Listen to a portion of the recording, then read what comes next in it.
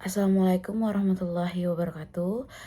Salam sejahtera untuk kita semua. Kami dari kelompok 5 ingin mempresentasikan hasil kerja kami, yaitu adalah materi dari bab 4, sejarah, yaitu adalah Sumpah Pemuda dan Jati Diri Keindonesiaan. Baiklah, sebelum kami mempresentasikan hasil kerja kami, saya akan memaparkan daftar isi dari materi yang akan kami sampaikan. Terbagi atas 2 poin. Poin pertama itu adalah latar belakang Sumpah Pemuda. Itu mencakup 1. Politik etis, yaitu adalah pintu pembuka pendidikan modern. Yang kedua ada pers membawa kemajuan. Yang ketiga adalah bangkitnya nasionalisme. Untuk poin yang kedua adalah Sumpah Pemuda sebagai tombak persatuan dan kesatuan. Itu mencakup ada 4 materi. Yang pertama adalah federasi dan front sawo mateng. Yang kedua ada cita-cita persatuan. Yang ketiga ada satu nusa, satu bangsa, dan satu bahasa. Yang keempat ada nilai-nilai penting Sumpah Pemuda. Baiklah, berikut adalah anggota dari kelompok kami, yaitu adalah kelompok 5. Itu diketuai oleh Dafa Aldi Daulay dan saya sebagai pengedit video atau moderator. Terus ada Benedict Resto Oktata Manalu, ada M. Faik Akbar Dalmer, ada M. Farhan Habibi, dan M. Geza Advansyah. Saya akan menjelaskan tentang politik etis, pintu pembuka pendidikan modern. Memasuki abad ke-20, kebijakan pemerintah kolonial Belanda mendorong untuk menguasai seluruh wilayah Nusantara. Kebijakan itu diikuti dengan penaklukan terhadap wilayah-wilayah yang belum dikuasai, jika perlu dengan pendekatan militer. Daerah-daerah kolonial yang masih terpisah disatukan dalam penerapan administrasi baru yang berpusat di Batavia, yang disebut Pax Neerlandica. Pemerintah kolonial pun melakukan perjanjian-perjanjian. Selanjutnya, sistem administrasi tradisional berubah ke sistem administrasi modern. Suatu sistem yang mana pemerintahan mengambil alih sistem pemimpin pribumi ke sistem birokrasi kolonial. Kebijakan ini ditetapkan untuk mengambil posisi penting dari pemimpin daerah ke tangan Belanda. Sistem itu memisahkan pemimpin pribumi dari akar hubungan tradisional dengan rakyatnya. Mereka kemudian dijadikan pegawai dalam birokrasi kolonial. Serangkaian tindakan penjajahan Belanda tersebut telah menimbulkan banyak perlawanan dari pihak bangsa Indonesia. Strategi perlawanan yang ditempuh waktu umumnya dengan perlawanan bersenjata. Sayangnya, perlawanan dalam menghadapi kekuatan kolonialisme dan imperialisme itu masih bersifat lingkup daerah atau wilayah tertentu. Riau melancarkan perlawanan sendiri, Banten perang sendiri, Mataram angkat senjata sendiri. Makassar begitu, Tondano juga begitu, dan begitu seterusnya. Perlawanan di Ponorogo berdiri sendiri, Padri sendiri, Aceh sendiri. Bahkan, dari masing-masing daerah atau pihak Indonesia ini bisa diadu domba. Orang-orang Madura diadu domba dengan Mataram. Arupalaka dari Bone diadu dengan Hasanuddin dari Makassar. Pasukan Ali Basya Sentot Prawirodirjo diadu dengan pasukan Padri. Sudah barang tentu ini sangat tidak menguntungkan.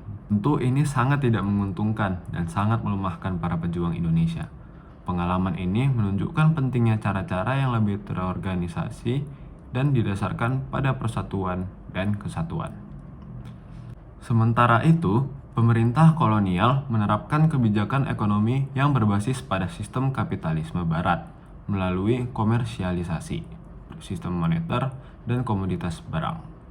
Sistem itu didukung dengan kebijakan pajak tanah, sistem perkebunan, perbankan, perindustrian, perdagangan, dan pelayaran.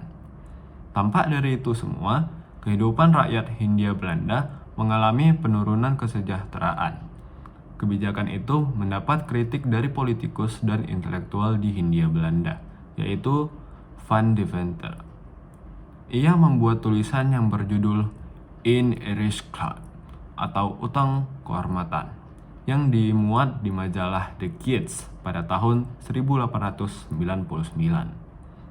Dalam tulisannya, Van Deventer mengatakan bahwa pemerintah Hindia Belanda telah mengeksploitasi wilayah jajahan untuk membangun negeri mereka dan memperoleh keuntungan yang besar. Oleh karena itu, menurutnya sudah sewajarnya Belanda membayar hutang budi itu dengan meningkatkan kesejahteraan rakyat di negara jajahan. Kritikan itu mendapat perhatian dari berbagai kalangan. Beberapa kelompok yang sependapat dengan Van Deventer mengungkapkan perlunya suatu kewajiban moral bagi Belanda untuk memberi balas budi. Keuntungan yang didapat dari hasil eksploitasi di tanah Hindia harus dikembalikan. Untuk itulah perlu dilakukan perbaikan kesejahteraan penduduk melalui berbagai bidang kehidupan, pendidikan, dan besar partisipasi masyarakat dalam mengurus pemerintahan. Kritik-kritik itu mendapat perhatian serius dari pemerintah Belanda. Ratu Wilhelmina kemudian mengeluarkan suatu kebijakan baru bagi masyarakat Hindia Belanda, yaitu meningkatkan kesejahteraan rakyat. Kebijakan baru itu adalah politik etis. Awal abad ke-20, politik kolonial memasuki babak baru, yaitu era politik etis, yang dipimpin oleh Menteri Jajahan Alexander W.F. Park, yang kemudian menjadi Gubernur Jenderal Hindia Belanda pada tahun 1909 sampai 1916. Ada 3 program politik etis, yaitu irigasi, edukasi, dan transmigrasi. Adanya politik etis membawa pengaruh besar terhadap perubahan arah kebijakan politik negeri Belanda atas negeri jajahan. Pada era itu, muncul simbol baru, yaitu kemajuan. Dunia mulai bergerak dan berbagai kehidupan pun mulai mengalami perubahan. Pembangunan infrastruktur mulai diperhatikan dengan adanya jalur kereta api Jawa-Madura. Di Batavia, lambang kemajuan ditundukkan dengan adanya tram listrik yang mulai beroperasi pada awal masa itu. Dan dalam bidang pertanian, pemerintahan kolonial memberikan perhatiannya pada bidang pemenuhan kebutuhan pangan dengan membangun irigasi. Di samping itu, pemerintah juga melakukan emigrasi sebagai tenaga kerja murah di perkebunan daerah di Sumatera. Zaman kemajuan ditandai dengan adanya surat-surat R.A. Kartini kepada sahabatnya Nyonya R.M. Abendanon di Belanda, yang merupakan inspirasi bagi kaum etis pada saat itu. Semangat era etis adalah kemajuan yang menuju modernitas. Perluasan pendidikan gaya barat sebagai model pendidikan modern merupakan tanda resmi dari bentuk politik etis itu. Pendidikan itu hanya saja menghasilkan tenaga kerja yang diperlukan oleh negara, tetapi juga pada sektor swasta Belanda. Baiklah, terima kasih Farhan. Saya Adita Putri Wijaya dan saya akan melanjutkan membacakan materi. Materi yang akan saya sampaikan adalah pers membawa kemajuan. Munculnya pers di Indonesia bermula dari perkembangan sejarah pers Belanda di akhir abad ke-19 dan di awal abad ke-20. Dan itu merupakan awal bagi perkembangan pergerakan di Indonesia yang ditandai dengan munculnya koran. Pada awal abad ke-20, para priai baru menuangkan gagasannya melalui pers atau media cetak mengenai isu-isu perubahan yang ditandai dengan meningkatnya jumlah penerbitan surat kabar berbahasa Melayu. Pers merupakan sarana berpartisipasi dalam gerakan emansipasi, kemajuan, dan pergerakan nasional. Orang-orang pertama yang aktif dalam dunia pers saat itu adalah orang Indo, seperti H.C.O. Clark-Browson dari Bintang Hindia, terus ada E.F. Wiger dari Bintang Baru, dan G. Francis dari Pemberitaan Betawi. Baiklah, selanjutnya kaum Bumiputra pun turut mengambil bagian. Penerbit Bumiputra pertama di Batavia yang muncul pada pertengahan abad ke-20 adalah R.M. Tirto Adisuryo, F.D.J. Pangemanan, dan R.M. Tumenggung Kusuma Utaya. Sebagai redaktur ilmu tani, kabar perniagaan, dan pewarta prijaji. Dan di Surakarta itu ada R. Dirjo Mojo. Ia menyunting Jawi Kanda yang diterbitkan oleh Albert Rushi dan CO di Yogyakarta. Dr. Wahidin Rudi Sudirahusada sebagai redaktur jurnal berbahasa Jawa. Retno Homila diterbitkan oleh Firmaha Buning. Selanjutnya, bermunculannya media cetak diikuti jurnalis Bumiputra seperti R. Tirtonuja dan R. Muhammad Yusuf. Keduanya adalah redaktur Sinar Jawa yang diterbitkan oleh Hontaji dan CO Jo Sudiro. Redaktor Tahaja. Bermunculannya media cetak diikuti jurnalis Bumiputra seperti R. Tirto Nuja dan R. Muhammad Yusuf. Keduanya adalah redaktur Sinar Jawa yang diterbitkan Han Caij dan CEO Sujiro. Redaktur Caca Tumur yang diterbitkan di Malang oleh Kui Kaiki. Di Bandung, Abdul Muiz sebagai redaktur pewarta Hindia yang diterbitkan oleh G. Kolf NCO. Para jurnalis Bumiputra itulah yang memberikan wawasan dan embrio kebangsaan melalui artikel dan komentar mereka dalam surat pembaca. Sementara itu, pergerakan kebudayaan cetak mulai masuk di beberapa kota kolonial lain seperti Surabaya, Padang, dan Semarang. Pada tahun 1901, sebuah majalah bulanan Insulinde diterbitkan di kota Padang dengan guru-guru Belanda di Sekolah Raja atau Quick School, Bukit Tinggi.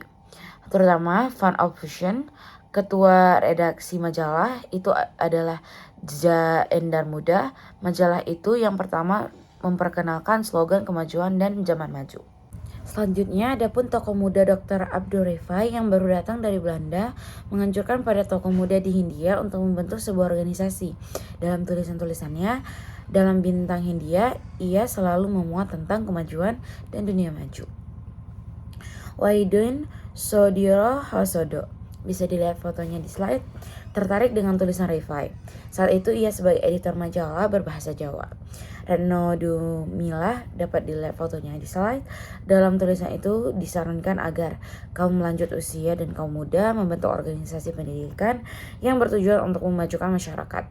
Gagasan Wahidin akhirnya terwujud dengan terbentuknya Budi Utomo pada 2 Mei 1908. Selanjutnya, wacana kemajuan terus merebak melalui pers. Pers Bumiputra juga mempunyai fungsi untuk memobilisasi pergerakan nasional pada saat itu. Harian Sinar Jawa membuat tentang perlunya rakyat kecil untuk terus menuntut ilmu setinggi mungkin. Surat kabar yang paling mendapat perhatian pemerintah kolonial saat itu adalah The Express, yang memuat tentang propaganda, ide-ide radikal dan kritis terhadap sistem pemerintahan kolonial. Puncaknya saat Cipto Mangunkusumo, Suwardi Surjaningrat, dan Abdul Muiz mendirikan Komite Bumiputra pada tahun 1913 dengan tujuan untuk mengumpulkan dana dari rakyat untuk mendukung perayaan kemerdekaan Belanda dan mengkritik tindakan pemerintahan kolonial yang merayakan kemerdekaannya di tanah jajahan dengan mencari dana dukungan dari rakyat. Selanjutnya, seorang jurnalis Bumiputra yang gigih memperjuangkan kebebasan pers dikenal dengan nama Semaun. Dapat dilihat fotonya pada slide. Ia mengkritik beberapa kebijakan kolonial melalui Sinar Hindia. Kritikannya mengenai Adzai Artikelen yang menurutnya sebagai saran untuk membangun rakyat dan melindungi kekuasaan kolonial dan kapitalis asing. Atas kritikannya itulah ia diadili dan dijebloskan ke penjara. Pada awal abad ke-20, paham nasionalisme memasuki Indonesia. Pelaksanaan politik etis telah mendorong munculnya kaum muda terpelajar yang membantu perkembangan paham-paham baru di Indonesia. Salah satu paham baru ini adalah nasionalisme. Nasionalisme mendorong kesadaran nasional dan kesadaran hidup dalam suatu bangsa. Di samping didorong oleh pelaksanaan politik etis sebagai pembuka munculnya kaum terpelajar, peran pers atau media cetak, dan paham-paham baru, secara eksternal, munculnya kesadaran nasional itu juga dipicu oleh peristiwa di dunia. Misalnya gerakan Turki Muda, revolusi Cina, dan gerakan nasional yang ada di India dan Filipina. Kesadaran berbangsa dan kebangkitan nasional mendorong terbentuknya organisasi-organisasi kebangsaan di Indonesia. Berbagai organisasi kebangsaan itu muncul sebagai bentuk perlawanan terhadap kolonialisme dan imperialisme Belanda. Organisasi itu ada yang bersifat sosiokultural, politik, keagamaan, nasional, dan sebagainya. Pada periode awal pergerakan kebangsaan, telah muncul organisasi Budi Utomo yang bersifat sosiokultural. Budi Utomo didirikan oleh Sutomo dan para mahasiswa Stovia, yaitu Gunawan Manguenkusumo dan Suraji atas rintisan Wahidin Sudirohusodo pada tanggal 20 Mei 1890. Budi Utomo bertujuan untuk mengumpulkan dana guna membantu kaum Bumiputra yang kekurangan dalam menempuh pendidikan. Organisasi berikutnya adalah Sarekat Islam. Pada mulanya, Sarekat Islam ini lahir karena adanya dorongan dari R.M. Tirto Ardisuryo, seorang bangsawan, wartawan, dan pedagang dari Solo. Pada tahun 1909, Tirto Adisuryo mendirikan perkumpulan dagang yang bernama Sarekat Dagang Islam. Pada tahun 1912, nama Sarekat Dagang Islam diganti menjadi Sarekat Islam atau SI oleh H.O.S. Cokroaminoto. Pada tahun 1912 itu juga berdiri organisasi yang bercorak politik yang bernama Indisch Party atau IP. Pendiri organisasi ini dikenal dengan sebutan 3 serangkai, yakni Douwes Dekker, Dr. Cipto Mangunkusumo, dan Suwardi Suryaningrat atau yang lebih dikenal sebagai Ki Hajar Dewantoro. Setelah itu, Indisch Party berkembang pesat di berbagai daerah di Indonesia. Dari bidang keagamaan, ada Muhammadiyah yang bersifat modern.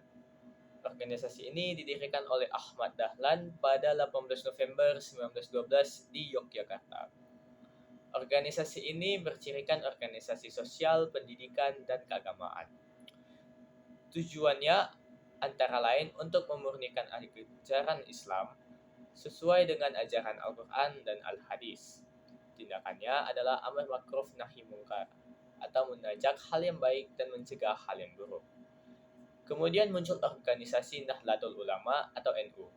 Organisasi ini didirikan pada tanggal 31 Januari 1926 di Yogyakarta oleh Kiai Haji Hashim Asy'ari dan sejumlah ulama lainnya. Organisasi ini berpegang teguh pada Ahlus Sunnah wal Jamaah. Organisasi ini tetap mempertahankan tradisi yang sudah lama berkembang di kalangan ulama. Tujuan dari organisasi ini terkait dengan masalah sosial, ekonomi, dan pendidikan. Kedua organisasi Islam ini sekarang merupakan organisasi massa yang cukup besar di Indonesia. Dari kalangan umat Kristiani juga ada organisasi yang terbentuk, yakni Perkumpulan Politik Katolik Jawi atau PPKJ. Organisasi ini didirikan oleh I.J. Kasimo pada tanggal 22 Februari 1925. Organisasi ini juga bergerak di bidang sosial pendidikan. Tujuannya turut berusaha sekuat tenaga bagi kemajuan Indonesia. Organisasi lain yang bergerak di bidang sosial dan pendidikan yang bersifat nasional adalah Taman Siswa. Organisasi ini didirikan pada tanggal 3 Juli 1992 di Yogyakarta oleh Raden Mas Suwardi Suryaningrat, yang kemudian lebih dikenal dengan nama Ki Hajar Dewantoro. Tujuannya lebih diarahkan pada upaya memajukan pendidikan bagi Bumiputra. Pendidikan yang ditawarkan adalah berdasarkan kepada kebudayaan asli Indonesia. Ki Hajar Dewantoro diakui sebagai bapak pendidikan di Indonesia karena ia telah meletakkan dasar-dasar bagi pelaksanaan pendidikan di Indonesia. Organisasi pergerakan yang bersifat nasionalis, misalnya Perhimpunan Indonesia. Pada mulanya, organisasi ini bernama Indisch Vereniging, yang didirikan pada tahun 1908 oleh para mahasiswa atau pelajar yang sedang belajar di Belanda, seperti R.M. Noto Suroto, R. Panji Sostro Kartono, dan R. Hussein Jajanidingrat. Kemudian dengan datangnya para aktivis dari Indonesia seperti Muhammad Hatta, Iwa Kusuma Sumantri, dan J.B. Sitanala, organisasi ini bernuansa politik kebangsaan. Bahkan, nama Indisch Vereniging diubah menjadi Indonesisch Vereniging pada tahun 1922 dan diubah lagi menjadi Perhimpunan Indonesia pada tahun 1925. Organisasi ini cukup revolusioner dalam memperjuangkan kebebasan Indonesia dari penjajahan Belanda. Majalahnya sebagai corong perjuangan yang semula bernama Hindia Putra diubah menjadi Indonesia Merdeka. Asas perjuangan dari organisasi ini antara lain menolong dirinya sendiri atau swadaya, non-koperasi, dan persatuan nasional. Perhimpunan Indonesia menjadi organisasi politik yang semakin disegani karena pengaruh Muhammad Hatta. Di bawah pimpinan Hatta, Perhimpunan Indonesia berkembang dengan pesat dan merangsang para mahasiswa yang ada di Belanda untuk terus memikirkan kemerdekaan tanah airnya. Aktivitas politik Perhimpunan Indonesia tidak saja dilakukan di Belanda dan di Indonesia, tetapi juga dilakukan secara internasional. Mahasiswa secara teratur melakukan diskusi dan melakukan kritik terhadap pemerintah Belanda. Perhimpunan Indonesia juga menuntut kemerdekaan Indonesia dengan secepat-cepatnya.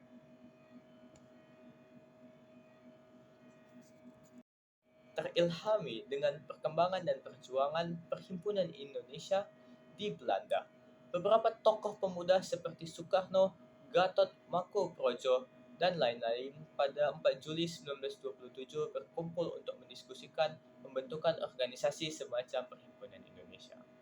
Setelah melakukan serangkaian diskusi dan pertemuan, akhirnya dalam pertemuan di Bandung di kediaman Insinyur Soekarno pada tanggal 4 Juli 1927 diresmikanlah berdirinya partai baru yang diberi nama Perserikatan Nasional Indonesia atau PNI. Sebagai ketua dipercayakan kepada Insinyur Soekarno pada Kongres di Surabaya, nama Perserikatan Nasional Indonesia diubah menjadi Partai Nasional Indonesia. Tujuan perjuangannya untuk memerdekakan Indonesia, asas perjuangannya yakni berdikari, berdiri di atas kaki sendiri, non-kooperasi, dan marxisme, yaitu orientasi rakyat. Organisasi revolusioner yang lain sebelum PNI sebenarnya sudah ada, yakni Partai Komunis Indonesia. Organisasi ini sebenarnya merupakan kelanjutan dari organisasi Indische Social Democratische Vereniging atau ISDV. ISDV berdiri pada 9 Mei 1914 atas prakarsa Sneflit. Tokoh-tokohnya antara lain Semaun dan Darsono. Dengan memperhatikan perkembangan politik setelah melalui serangkaian pembahasan, maka pada saat Kongres yang ke-7, nama ISDV diubah menjadi Perserikatan Komunis India dan dipertegas pada tanggal 23 Mei 1920 menjadi Partai Komunis Hindia.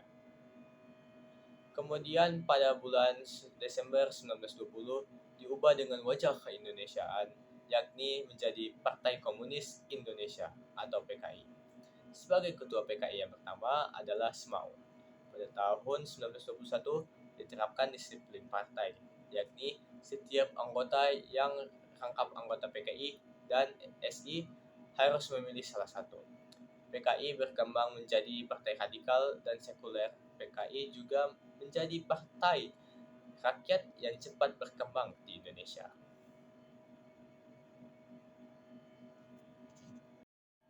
Masa pergerakan kebangsaan ini juga berkembang organisasi pemuda dan perempuan. Organisasi pemuda yang pertama berdiri di Indonesia adalah Trikor Darmo. Organisasi ini dibentuk pada tanggal 7 Mei 1919. Organisasi ini diharapkan menjadi wadah pembinaan bagi generasi muda di Indonesia. Tokohnya antara lain Sartiman, Wiryo Sanjoyo, dan Kadarman.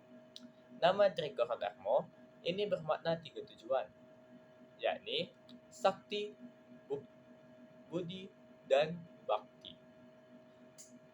Tujuan dan arah gerakan Trikor Darmo menciptakan wadah pelatihan dan pembinaan bagi generasi muda atau pelajar untuk menjadi pemuka atau pemimpin nasional yang cinta tanah air.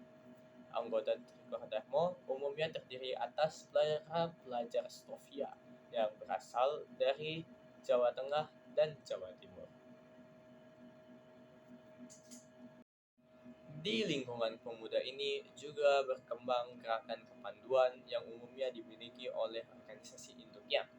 Misalnya Muhammadiyah mempunyai organisasi kepanduan Hizbut Mutan atau HW. Sementara itu, di lingkungan kaum wanita juga berkembang organisasi wanita. Organisasi wanita pertama adalah Putri Mardika. Organisasi ini dibentuk pada tahun 1912 atas prakarsa BU. Melihat beberapa organisasi yang berkembang di masa pergerakan kebangsaan, jelas orientasinya adalah untuk kemajuan bangsa. Bahkan ada beberapa organisasi yang secara terang-terangan bertujuan untuk pembebasan Indonesia dari penjajahan Belanda. Namun, organisasi-organisasi itu masih berkembang secara sendiri-sendiri. Oleh karena itu, untuk memperkuat perjuangan berbagai organisasi menuju cita-cita yang mulia, yakni pembebasan rakyat dari belenggu penjajahan atau kemerdekaan, perlu ada saling kerjasama, perlu persatuan dan kesatuan. Hal inilah yang mendorong para pemuda berjuang untuk mendapatkan persatuan berbagai organisasi dan partai yang ada di Indonesia. Baik, saya akan menjelaskan Federasi Front Saw Matang. Belajar dari perjuangan PI, pemuda semakin bersemangat untuk mewujudkan persatuan di antara organisasi-organisasi pergerakan yang ada. Asas perjuangan PI tidak hanya menginspirasi para pemuda terpelajar, tetapi juga tokoh organisasi pada umumnya, sebagai contoh Insinyur Soekarno. Ia belum juga puas dengan keadaan dan perkembangan organisasi-organisasi yang ada, termasuk PNI sebagai organisasi yang ia pimpin. Perkembangan PNI memang sangat pesat, tetapi belum mampu membangun jaringan dan kerjasama dengan organisasi-organisasi yang lain. Oleh karena itu, Insinyur Soekarno ingin membentuk wadah yang merupakan gabungan dari berbagai organisasi. Soekarno pernah membentuk konsentrasi radikal pada tahun 1922. Konsentrasi radikal yang dimaksudkan merupakan wadah penyatuan para nasionalis dan partai-partai yang diwakilinya. Gagasan tentang persatuan kerjasama antara organisasi itu sudah lama didengungkan oleh PI. Bahkan persatuan menjadi salah satu asas perjuangan PI. Tahun 1926, Mohatta dengan tegas menyatakan perlunya diciptakan blok nasional yang terdiri atas partai-partai politik atau organisasi-organisasi pergerakan, baik yang berbasis komunis maupun yang nasionalis, atau baik yang agamis maupun yang sekuler, guna menghadapi penjajahan pemerintah Hindia Belanda. Namun sayangnya pada tahun 1926 dan awal tahun 1927, PKI dengan ambisinya melakukan gerakan sendiri melawan kekuasaan Belanda dan akhirnya dapat dihancurkan oleh Belanda. Dengan peristiwa itu, maka tokoh-tokoh pergerakan nasionalis makin bersemangat untuk membentuk kekuatan bersama, apalagi kondisi politik saat itu yang diwarnai dengan sikap keras dan kejam pemerintah kolonial terhadap organisasi-organisasi pergerakan. Oleh karena itu, pada tahun 1927 telah terbit beberapa surat kabar yang memuat tulisan tentang perlunya mengatasi berbagai perbedaan untuk membangun kerjasama yang lebih kokoh. Dalam rangka merealisasikan gagasan tentang persatuan itu, Insinyur Soekarno ingin membentuk wadah persatuan dengan memadukan aliran nasionalisme, Islam dan Marxisme, sehingga merupakan kekuatan moral dan nasionalisme yang kokoh. Insinyur Soekarno mendesak para pemimpin organisasi untuk membentuk sebuah federasi antar partai dan organisasi yang sekaligus merupakan Front Saw Matang untuk menghadapi praktik diskriminasi kelompok kulit putih yang merasa superior. Federasi dalam hal ini harus mencerminkan situasi sosial dan politik di Indonesia dengan berbagai orientasi dan aliran yang beragam. Mengingat realitas ini, maka organisasi federasi dibuat longgar dan tidak lebur. Insinyur Soekarno segera menemui beberapa pimpinan organisasi untuk membahas ide persatuan melalui sebuah federasi. Soekarno juga bertemu dengan Dr. Sukiman sebagai pemimpin Partai Serikat Islam atau PSI sebagai organisasi atau partai yang cukup besar di Indonesia. Serangkaian pertemuan didiskusi dilakukan untuk membahas tentang pembentukan federasi antar partai dan organisasi Indonesia. Ada pemikiran bahwa organisasi baru hasil federasi itu akan diberi nama Persatuan Rakyat Indonesia. Untuk membahas secara resmi tentang ide federasi tersebut, maka pada tanggal 17-18 Desember 1927 diadakan rapat di Bandung. Hadir dalam rapat itu antara lain perwakilan dari BU, PNI, PSI, PPKI, beberapa organisasi pemuda seperti Sumatera Nenbon, Kaum Betawi, Pasundan, Kelompok Studi Indonesia. Mereka sepakat mendirikan sebuah federasi yang diberi nama Permufakatan Perhimpunan Politik Kebangsaan Indonesia atau PPPKI. Kemudian sebelum terbentuk kepengurusan federasi yang tetap, terlebih dahulu dibentuk semacam panitia yang diketuai oleh Sabirin. Akhirnya terbentuk kepengurusan PPKI yang diduduki sebagai Dewan Penasehat, yaitu Insinyur Soekarno dan Dr. Sukiman. Sebagai ketua SK Kokrodi Suryo, sekretaris merangkap bendahara adalah Dr. Samsi. Adapun tujuan dari PPKI ialah mencegah perselisihan antar partai dan organisasi. Yang kedua, menyatukan arah dan cara bereaksi dalam perjuangan kemerdekaan Indonesia.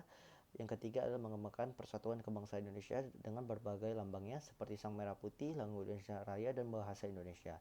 Baik, terima kasih. Munculnya elit baru di kalangan kaum muda terpelajar telah melahirkan pemahaman baru, yakni tentang kebangsaan Kalangan elit baru itu lebih cenderung memiliki pekerjaan sebagai guru, penerjemah, dokter, pengacara, dan wartawan agar dapat memberikan perlindungan dan advokasi kepada rakyat. 7 tahun setelah didirikannya Budi Utomo, pemuda Indonesia mulai bangkit, meskipun dalam loyalitas kedaerahan. Seperti telah disinggung di depan bahwa pada tahun 1915 telah lahir organisasi pemuda yang pertama, Trikoro Darmo. Trikoro Darmo ini diharapkan menjadi wadah pembinaan generasi muda untuk menjadi pemimpin nasional yang memiliki rasa cinta tanah air. Namun dalam perkembangannya atas usul Samsul Rizal pada Kongres Jong-Java atau yang dikenal juga dengan sebagai Trikoro Darmo yang namanya diganti tahun 1924, bahwa anggota Jong-Java itu dibagi dalam dua kelompok. Kelompok pertama, anggota yang berusia di bawah 18 tahun tidak boleh berpolitik, dan kelompok kedua, anggota yang berusia 18 tahun ke atas diizinkan untuk ikut dalam gerakan politik. Berkembangnya organisasi Jong Java ini telah mendorong munculnya organisasi pemuda di berbagai daerah. Menyusul berikutnya berdiri Jong Celebes Sulawesi, Jong Ambon, Jong Borneo Kalimantan, kemudian Sekar Rukun. Organisasi pemuda dari Tanah Sunda yang didirikan oleh para pelajar sekolah guru. Organisasi-organisasi ini berorientasi pada kedaerahan atas dasar prinsip persatuan. Tujuan dikembangkannya organisasi-organisasi itu untuk mempersatukan para pemuda dan pelajar yang merupakan keturunan dari orang tua yang berasal dari daerah-daerah yang bersangkutan. Misalnya anggota Jong Cerebes, para pemuda pelajar keturunan orang tua dari Sulawesi. Jong Ambon, para pemuda keturunan orang tua dari Ambon, dan begitu seterusnya. Selain berkembang, organisasi pemuda dari berbagai daerah juga muncul organisasi pemuda dari kelompok agama. Sebagai contoh dari penganut agama Islam, muncul organisasi Jong Islamiyatan Bonjib. Sejarah Nasional dan Sejarah Umum 1996.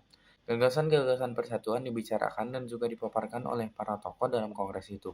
Sumarto misalnya tampil sebagai pembicara dengan topik gagasan persatuan Indonesia. Bahdar Johan tampil dengan topik kedudukan wanita dalam masyarakat Indonesia. Nona Adam yang menyampaikan gagasannya tentang kedudukan kaum wanita. Jacques Sodiporo berbicara tentang rapak lumum. Paul Pinantoan berbicara tentang tugas agama di dalam pergerakan nasional. Muhammad Yamin berbicara tentang kemungkinan berkembangan bahasa-bahasa dan kesusastraan Indonesia di masa mendatang. Gagasan yang disampaikan oleh Yamin dalam kongres itu merupakan pengulangan dari pidatonya yang disampaikan dalam Lustrum 1 Jong Sumatranen Bon. Saat itu, pidato Yamin mendapat komentar dari Prof. Dr. Hoeks bahwa kelak Muhammad Yamin menjadi pelopor bagi usaha penggunaan bahasa Melayu sebagai bahasa pengantar dan pergaulan di Indonesia. Dengan demikian, penggunaan bahasa Belanda dapat semakin terdesak. Dalam Kongres Pemuda I telah muncul kesadaran dan kesepahaman tentang perlunya bahasa kesatuan. Pada saat kongres ini telah diusulkan untuk memutuskan bahasa kesatuan yang pilihannya antara bahasa Jawa atau bahasa Melayu. Setelah dipilih satu di antara dua bahasa itu, akhirnya dipilih bahasa Melayu sebagai bahasa persatuan yang disebut dengan bahasa Indonesia. Jadi pada akhir Kongres Pemuda I itu sudah disepakati dan diputuskan bahwa persatuan adalah bahasa Indonesia. Hanya pada waktu M. Tabrani mengusulkan dan kemudian memutuskan agar Ikrar Pemuda yang mengakui bahasa Indonesia sebagai bahasa persatuan dibicarakan lagi pada Kongres Pemuda berikutnya. Inilah asal penting dari Kongres Pemuda I. Dengan demikian, dapat dikatakan bahwa Kongres Pemuda I telah melahirkan keputusan yang mendasar, yakni mengakui dan menerima tentang cita-cita persatuan Indonesia dan bahasa Indonesia disepakati sebagai perekatnya. Baiklah, kali ini saya akan menjelaskan materi tentang satu nusa, satu bangsa, dan satu bahasa. Perangkat lunak untuk membangun dan memperkokoh persatuan sudah disepakati, yakni bahasa. Namun, untuk melawan penjajah harus diwujudkan secara konkret. Organisasi atau partai-partai yang berjalan sendiri tentu tidak efektif. Oleh karena itu, setelah Kongres Pemuda I berakhir, berkembang usulan agar dilakukan penggabungan berbagai organisasi pemuda yang ada. Maka, pada 15 Agustus 1926, diadakan pertemuan organisasi-organisasi pemuda di Jakarta. Dalam pertemuan ini ada usulan untuk menyatukan organisasi para pemuda. Maka, pada 31 Agustus 1926, telah disahkan anggaran dasar untuk suatu organisasi pemuda yang baru yang diberi nama Jong Indonesia. Kemudian, pada bulan September 1926 juga diadakan pertemuan para pelajar dan mahasiswa. Dalam pertemuan itu berhasil dibentuk perkumpulan yang diberi nama Perhimpunan Pelajar-Pelajar di Indonesia atau PPPI. dengan tujuan memperjuangkan Indonesia merdeka. PPPI diketuai oleh Sugondo Jojo Puspito dan beranggotakan Muhammad Yamin, Abdullah Sigit, Aka Gani, Amir Syarifuddin, dan lain-lain. Dua organisasi ini memiliki peran strategis dalam perjuangan pemuda untuk mewujudkan persatuan Indonesia. Kemudian pada tanggal 28 Desember 1927, JONG Indonesia menyelenggarakan kongres di Bandung. Beberapa keputusan penting dalam kongres ini antara lain: A. Menetapkan nama JONG Indonesia diganti menjadi Pemuda Indonesia. B. Bahasa Indonesia atau bahasa Melayu dijadikan bahasa pengantar Organisasi Pemuda Indonesia. Dan C. Pemuda Indonesia menyetujui usul PPPI tentang dibentuknya fusi semua organisasi-organisasi lainnya yang berasaskan kebangsaan. Pada bulan Juli 1928, panitia kongres dibentuk. Terpilih sebagai ketua Kongres Pemuda kedua adalah Sugondo Jojo Puspito dari PPPI, Joko Marsaid sebagai sekretaris, dan Muhammad Yamin sebagai bendahara.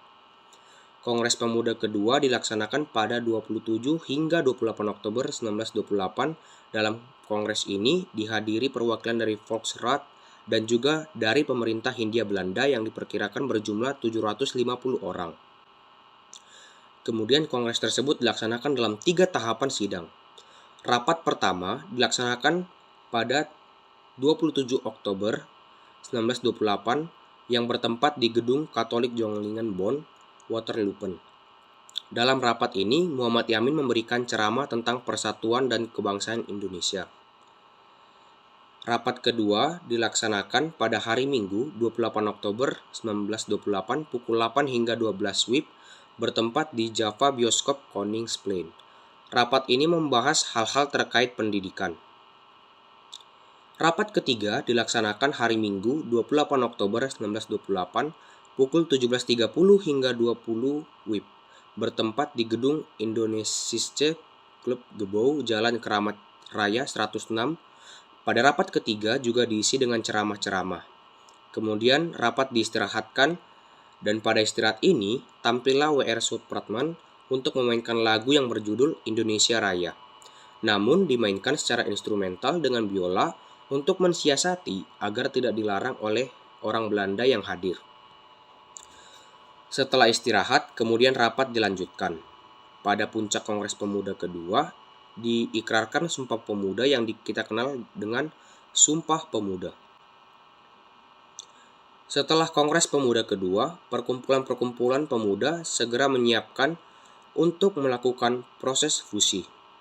Sebagai pematangan persiapan fusi, maka pada tanggal 24 April dan 25 Mei 1929 diadakan pertemuan di Gedung Indonesia Club Gebouw berdasarkan perwakilan dari masing-masing organisasi.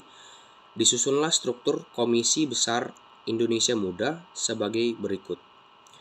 Ketuanya diketuai oleh Kunjoro Purbo Pranoto. Ketuanya Muhammad Yamin, bendaharanya Asaat, penulisnya Jusuf Pandi, administrasinya Aka Gani, pembantunya GR Panto, dan lain-lain. Selanjutnya, Komisi Besar Indonesia Muda ini menyelenggarakan kongres pada 28 Desember 1930 hingga 2 Januari 1931. Tujuan organisasi Indonesia Muda ini adalah membangun dan mempertahankan keinsyafan antara anak bangsa yang bertanah air satu agar tercapai Indonesia Raya. Kemudian saya akan menjelaskan mengenai nilai-nilai penting Sumpah Pemuda. Menurut Taufik Abdullah, Sumpah Pemuda memperlihatkan pada kita tentang suatu hal yang menarik dalam pengetahuan masa lalu kita. Sumpah Pemuda dipandang sebagai pengakuan fundamental dari sebuah negara yang masih dalam tahap pembentukan. Ia terbentuk melalui kurun waktu yang panjang. Dengan demikian, jelas nilai yang utama dari peristiwa Sumpah Pemuda adalah nilai persatuan. Nilai berikutnya adalah kemandirian, jati diri, kedaulatan, atau penguatan nasionalisme. Di balik Sumpah Pemuda juga terkandung nilai demokrasi.